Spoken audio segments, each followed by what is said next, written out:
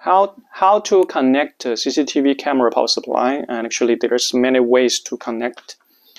First, we have a cameras. We have a CCTV camera power supply, and normally we use PoE. Use PoE is the good part is you can use the single cable that is transmitting together the power with the Ethernet signal, right? I mean the traffic, but this is the normal case, right? There's a lot of very strange case, right? For example, AC24. The background of AC24 is because the video surveillance system developed a long time, right? So before the PoE standards, like the 802.3 AT BT, there's no high power high power transmitting, right? And you can, because with the 802.3 AF you can only transmit like 15 watts, right?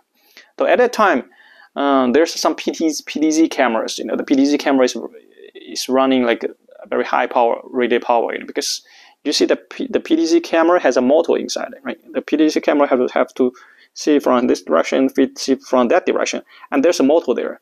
Because the motor, the whole system's rated power is higher. Also, the PTZ camera, normally the configuration is higher, right? So that's why at that time, you know, people trying to use AC24 to feed to the system. Also, another question: why AC? Because AC transmit from your power node to your camera, even it's a long distance, because it's AC, so you lose less power during the cable. Otherwise, think about it. Even it's DC power, DC24, and you have a long cable, the cable itself has a resistance, right? So you will lose voltage and power on this cable. So that's the background of AC24. Then there's other scenario like the AC24 asking a high power, like 150 watts, 135 watts in some specific scenario that I saw it before, you know.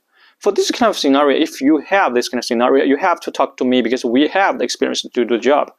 We know how to do the job, but it's very difficult for you to find some solution that AC24 supporting 150 watts in the market.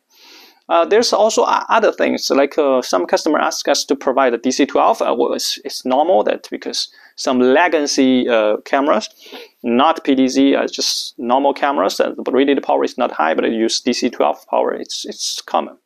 DC24, DC48, also I saw it before. So this is normally the way to provide the power.